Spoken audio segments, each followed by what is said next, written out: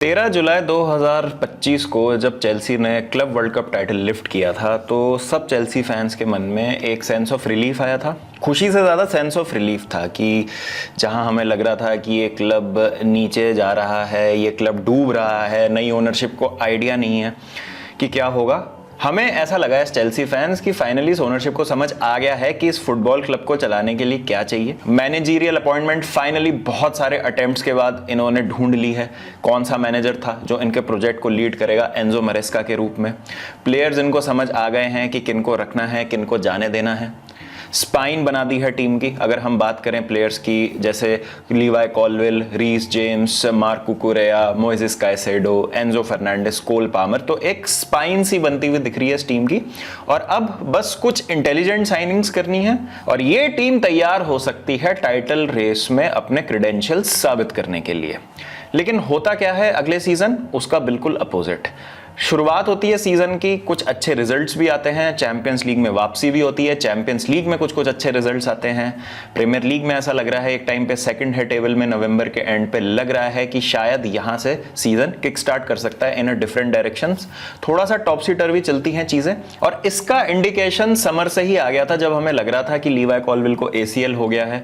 शायद हमें कुछ सेंटर बैक्स की साइनिंग्स देखने को मिलेंगी क्योंकि बदियाशील, डिसासी, टोसिन हमें पता चला इस सीजन की शायद उस लेवल पे नहीं है जो हम चाहते हैं चेल्सी फैंस वो ऑपरेट करें। तो हमें था कि नहीं कुछ अच्छी साइनिंग्स आएंगी और अब हमें एक प्रॉपर टीम देखने को मिलेगी जो हर फ्रंट पे कंपीट करेगी और फैंस को खुशी देगी और फैंस को सेंस ऑफ रिलीफ देगी या सेंस ऑफ प्राइड देगी जो हमें चेल्सी को देखते हुए मिलती थी एक टाइम पे। लेकिन हुआ उसका एकदम अपोजिट। दिसंबर में मरेस्का को सैक कर दिया जाता है, लियम रोजीनियर को अपॉइंट किया जाता है, अजीब अजीब साइनिंग्स होती हैं और कुल मिला के ये दिखा दिया जाता है इस ओनरशिप की तरफ से कि जो हुआ था वो सिर्फ एक तुक्का था, जो हुआ था वो एक अंधेरे में तीर लगाने वाली बात थी। आप 50 तीर फेंकोगे अंधेरे में तो 2 तो निशाने पे लगी जाएंगे। और जो भी पॉजिटिविटी हमें चेल्सी की तरफ देखने को मिली है इस समय में, चाहे वो ट्रॉफीज हो, चाहे वो कॉन्फ्रेंस लीग का टाइटल हो, चाहे वो क्लब वर्ल्ड कप का टाइटल हो, ये सब एक भ्रम था। इसमें कोई सच्चाई नहीं थी, इसमें सस्टेनेबिलिटी नहीं थी।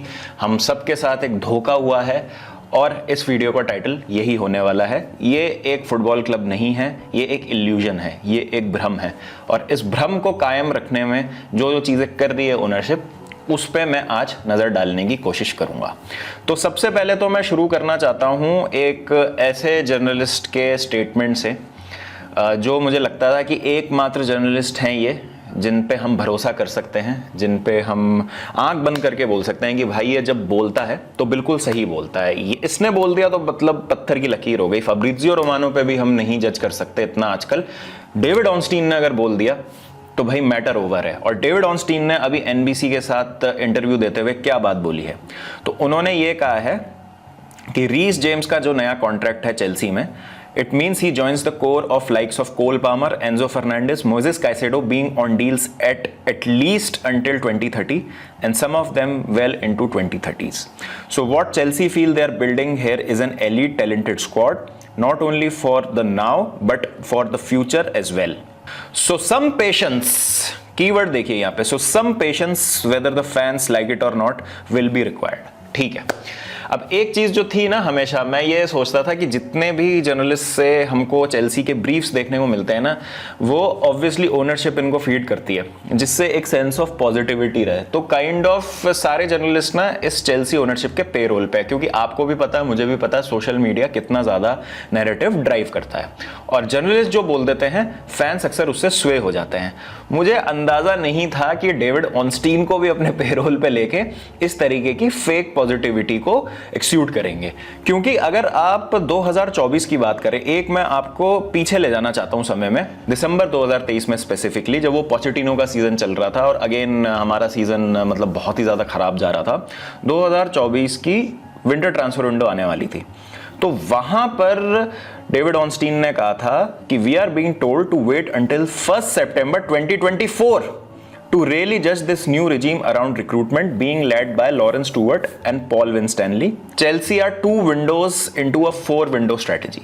ये उस टाइम की बात है, ये मैं आपको बता रहा हूं दिसंबर 2023 की बात, मतलब 2.5 साल पुरानी बात मैं लगभग आपको बता रहा हूं। तो उस टाइम ये था कि 4 विंडो स्ट्रेटेजी में हम जज करेंगे लॉरेंस स्टुअर्ट और पॉल विंस्टैनली को, जो डायरेक्टर्स हैं, कि इन्होंने कैसा काम किया है।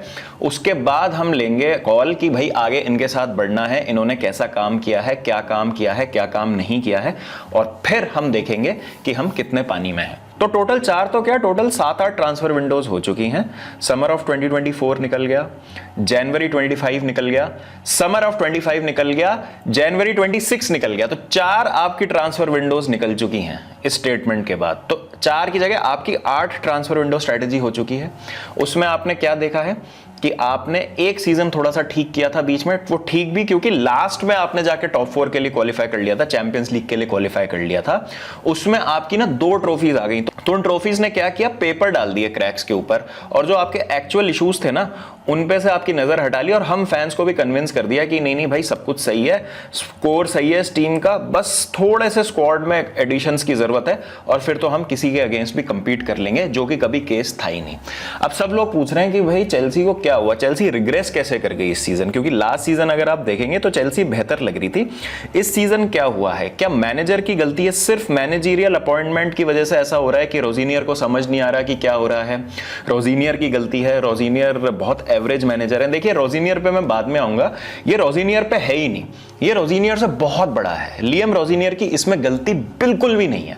मैं आपको बताता हूं क्या कारण है। अगर आप लास्ट सीजन देखेंगे तो हम जिन भी कप कॉम्पिटिशंस में खेल रहे थे, हम कॉन्फ्रेंस लीग में खेल रहे थे या हम एफए कप, काराबाओ कप में खेल रहे होते थे, हालांकि उन कॉम्पिटिशन से तो हम पहले ही बाहर हो गए थे, बट अगर आप देखेंगे कि इन कॉम्पिटिशंस में हम खेल रहे थे जब कॉन्फ्रेंस लीग में स्पेसिफिकली, तो हम क्यों उड़ा रहे थे टीम्स को। ऐसा नहीं था कि भाई टीम्स का लेवल बहुत ज्यादा नीचे था, क्योंकि ऐसा होता तो हम एफए कप में ना स्ट्रगल नहीं कर रहे होते अगेंस्ट चैंपियनशिप साइड्स, जैसे अभी हम कर रहे हैं ना कि अपनी बी टीम खिला देते हैं और हम रेक्सम के अगेंस्ट नहीं जीत पा रहे हैं, हम लिंकन सिटी के अगेंस्ट काराबाओ कप में स्ट्रगल कर रहे हैं, कार्डिफ के अगेंस्ट हमें थोड़ी जद्दोजहद करनी पड़ रही है काराबाओ कप के क्वार्टर फाइनल में।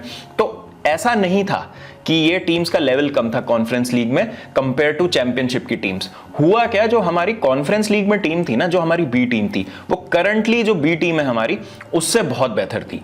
क्योंकि अगर आप करंटली बी टीम पे नजर डालेंगे तो कौन है आपके पास, आपके पास टोसिन है, बदियाशील हैं, आपके पास आगे अगर देखेंगे आप लियम डिलैप हैं, गर्नाचो हैं, आपका कभी अकेडमी का कोई प्लेयर खेल लेता है वहाँ पे, इस तरीके की आपकी टीम है। आपकी मिडफील्ड ठीक है, मिडफील्ड मुझे लगता है कि हमारी बेंच पे भी मुझे लगता है बहुत अच्छे ऑप्शंस हैं। एक मिडफील्ड एक एरिया है जो मैं कहूँगा कि हाँ मैं सेटिस्फाइड हूँ।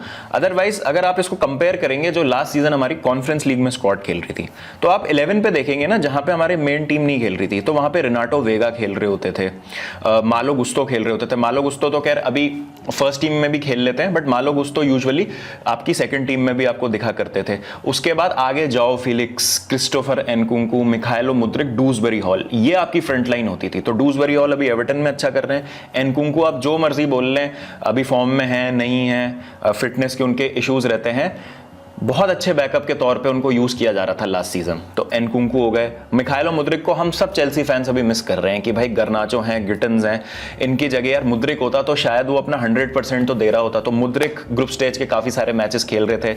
जाओ फिलिक्स, अगेन आप कुछ भी बोल लें, उनकी पोजीशन क्या है क्या नहीं है, बट आई थिंक वो इन सारे प्लेयर से तो ज्यादा ही कॉन्ट्रीब्यूट कर सकते हैं इस सीन में। तो जब ये प्लेयर्स गए ना, और जो प्लेयर्स हमारे पास हैं उन पे हमने भरोसा किया, तब हमें समझ आया कि हमने एक्चुअली डाउनग्रेड किया है में। और यही पूरा इशू है इस ओनरशिप का। ये जो डायरेक्टर्स हैं इनका पूरा जो मामला है, जो पूरा इनके साथ प्रॉब्लम है, वो यही है कि आइडेंटिफाई ही नहीं कर पा रहे हैं कि एक स्क्वाड जिसको जीतना है, जिसको कंपीट करना है, उसमें किस तरीके के प्लेयर्स आने चाहिए।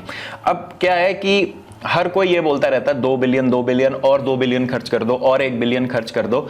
इन्होंने कहां पैसा खर्च कर दिया मुझे समझ नहीं आ रहा है। मतलब आप कुछ प्लेयर्स देखेंगे, मतलब जैसे मैं तो मेन प्लेयर्स की बात ही नहीं कर रहा हूं, मैं तो ये जो हमारी फर्स्ट टीम में खेलते हैं प्लेयर्स, गर्नाचो वगैरह, इनकी तो मैं बात ही नहीं कर रहा हूं।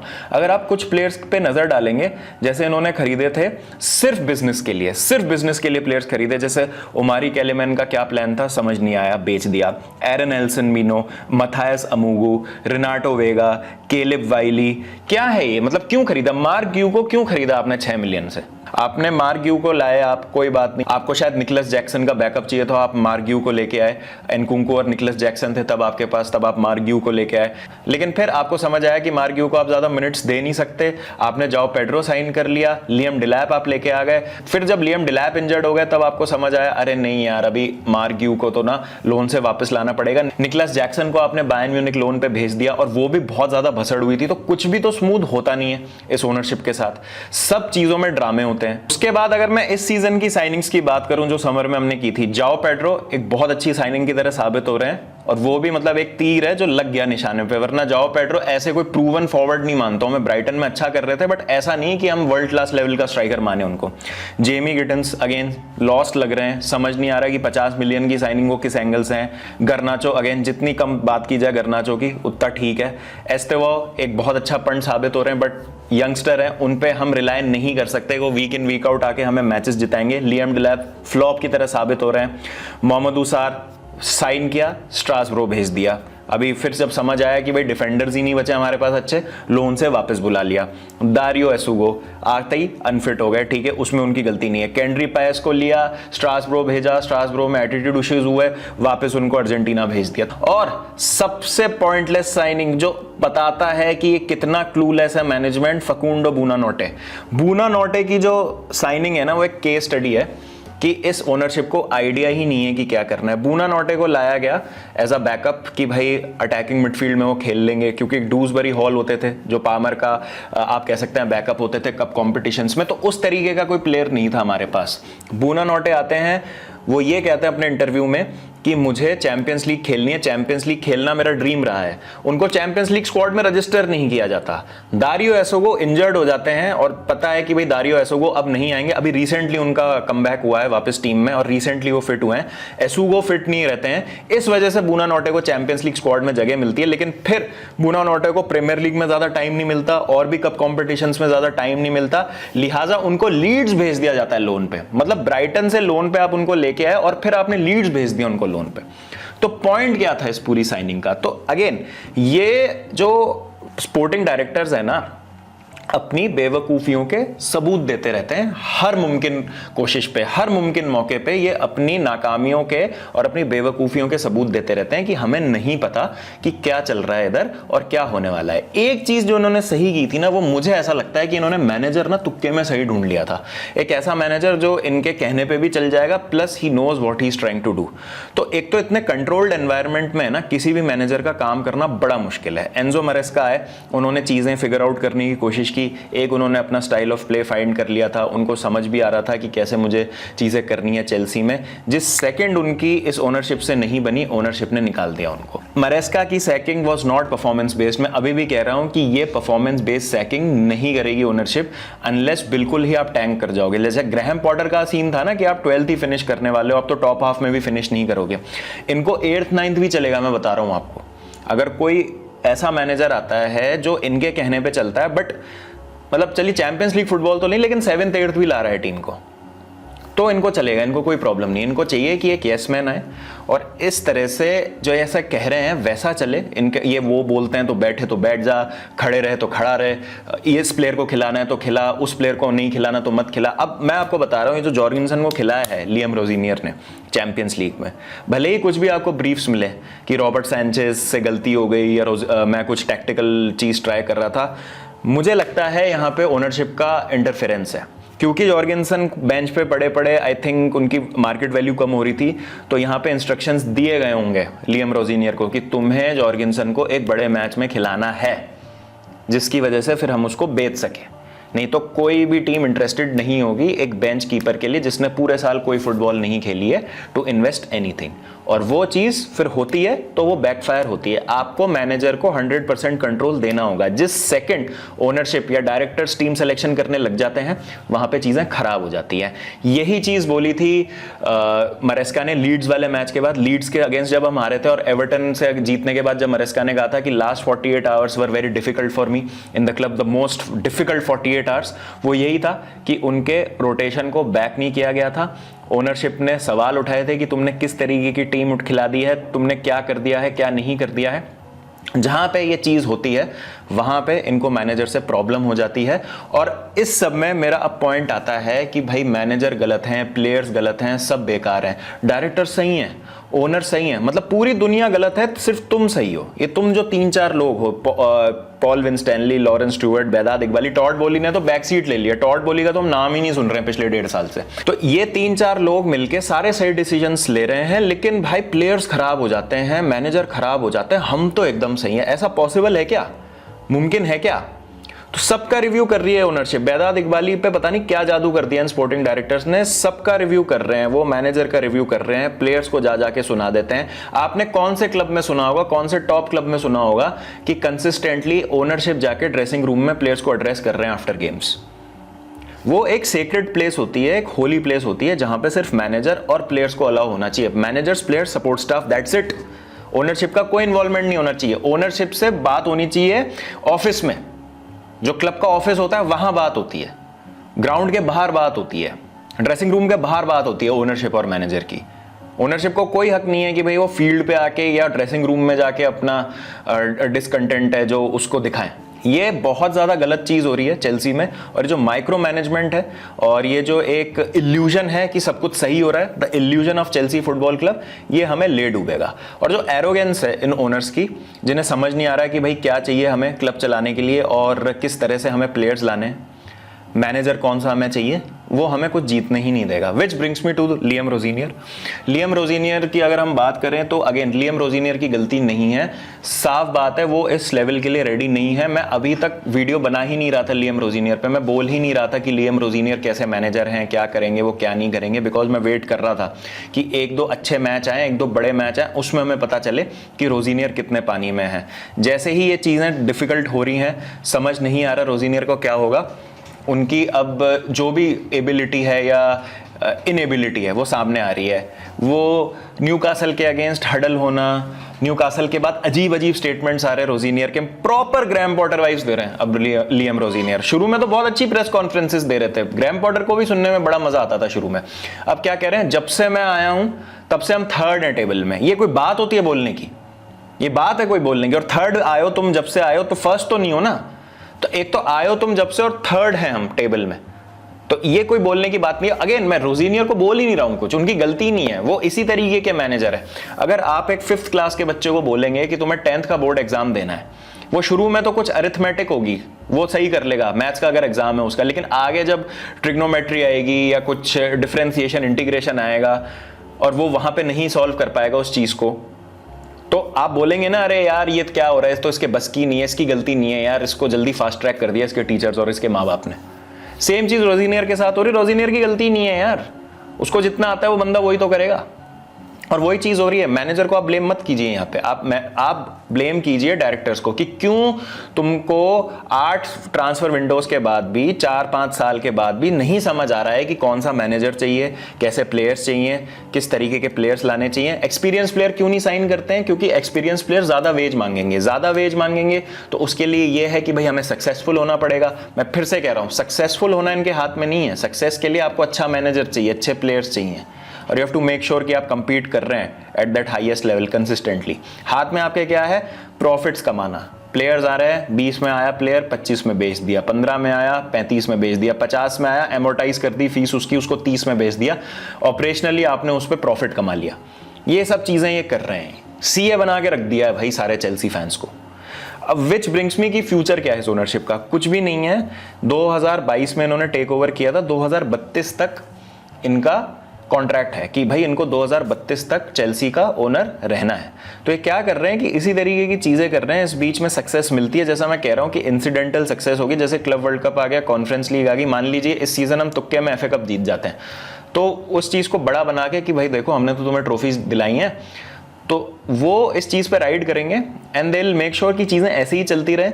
2032 तक आप इस क्लब को चला लें जैसे आपको चलाना है, इसकी वैल्यूएशन बढ़ा लें और फिर इसको बेच के आप कहीं निकल जाएं, यू कैश आउट, और आपको जो आपकी इन्वेस्टमेंट थी उस पे आपको प्रॉफिट मिल गया एंड दैट्स इट। आपने इसको बिजनेस की तरह रन किया, आपका ऑब्जेक्टिव अचीव हो गया। आप मुझे ये बात बताइए कि अगर ये एक्चुअली में इस क्लब का भला चाहते तो क्या इनको एक स्पॉन्सर नहीं मिलता?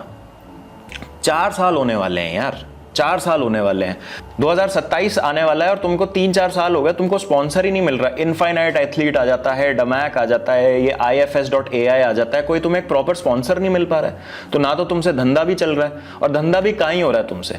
एक सीजन के एंड में सबसे ज्यादा लॉस रिपोर्ट करने वाला क्लब बना है चेल्सी फुटबॉल क्लब, आपको पता है?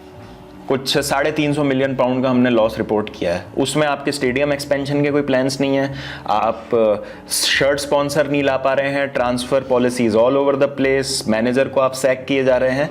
ये जो भी हमें थोड़ी बहुत सक्सेस मिल रही है ना, ये प्लेयर्स के कैलिबर की वजह से मिल रही है, जो 11-12 प्लेयर हमने ठीक ठाक से इकट्ठे कर लिए हैं। कॉन्फ्रेंस लीग में आप इन प्लेयर्स को रेस्ट करा देते थे, तो प्रीमियर लीग में और आपको बाकी जो कॉम्पिटिशन्स होते थे उनमें आपको ठीक ठाक एक टीम मिल जाती थी compete करने के लिए। क्योंकि अब आपका लेवल इतना गिर चुका है स्क्वाड का, आप बेंच पे ट्रस्ट नहीं कर सकते, तो आपको सारे कॉम्पिटिशन्स में सेम टीम खिलानी पड़ती है। थक जाते हैं आपके प्लेयर्स, मर जाते हैं। PSG के अगेंस्ट जो टीम खेली थी पहले लेग में, उसमें से 9 प्लेयर खेले न्यूकासल के अगेंस्ट वीकेंड पे, और सेम टीम खिलानी पड़ेगी अब PSG के अगेंस्ट होम लेग में, जहां पे PSG रौन देगी हमें, मैं बता रहा हूं। उनको प्रॉपर मिला है टाइम रेस्ट करने का, और वो कर भी सकते हैं ये। एक तो चलिए उनकी लीग भी उनके साथ कोऑपरेट करती है, अगर उनका लीग में भी मैच होता तो वो बेंच पे ट्रस्ट करके अपने मेन 6-7 प्लेयर्स को रेस्ट करा सकते थे। बट हमारे पास वो लिबर्टी नहीं है। और वो लिबर्टी क्यों नहीं है? क्योंकि इतना पैसा खर्चा करने के बाद भी हमने बहुत एक घटिया सी टीम बनाई है। घटिया सी टीम क्यों बनाई है? क्योंकि ट्रॉफी जीतने में हमें इंटरेस्ट नहीं है, हमें बस प्रॉफिट के लिए प्लेयर्स को लाना है, निकालना है, लाना है, निकालना है, बस ये करना है। और ये जो एक भ्रम है ये बड़ी जल्दी टूट जाएगा। थोड़ा बहुत भी जो मतलब अभी रेलेवेंस बची है ना, ऐसे ही चलता रहा तो सब खत्म हो जाएगा। हेंस न्यूज आने लगी है कि Enzo Fernandez wants to leave Chelsea, और इस तरीके की न्यूज ना अब कई सारे प्लेयर्स के साथ आपको देखने को मिलेगी। मे बी इस समर में नहीं जाएंगे Enzo, but eventually definitely players would want कि भाई हमारा यहाँ कोई फ्यूचर नहीं है, हम कुछ सीरियस ट्रॉफीज तो जीत नहीं पा रहे हैं, जाने दो हमें। और ये बहुत एक खराब बात होगी हमारे लिए। तो देखते हैं आगे क्या होता है। तो ये एक छोटा सा मेरा टेक था on the current situation of Chelsea. आपकी क्या राय है? Let me know in the comment section. मुझे तो अब ज़्यादा उम्मीद है नहीं इस सीज़न से, छोड़िए इस ओनरशिप से कुछ उम्मीद नहीं है। जो भी आएगी सक्सेस अगेन इंसिडेंटल होगी, तो उस पर ज़्यादा होप मत लगाइएगा कि हाँ अब चीज़ें आगे ठीक होंगी, बिकॉज जो चाहिए होगा ना इस क्लब को अच्छा परफॉर्म करने के लिए, वो ओनरशिप कभी ला के देंगी नहीं। चलिए मिलता हूँ आपसे जल्दी, जब तक ध्यान रखिए। लेकिन चेल्सी फैन है, दिल तो हमेशा ब्लू रहेगा ही, तो हमेशा बोलते रहेंगे don't forget to keep the blue flag flying high.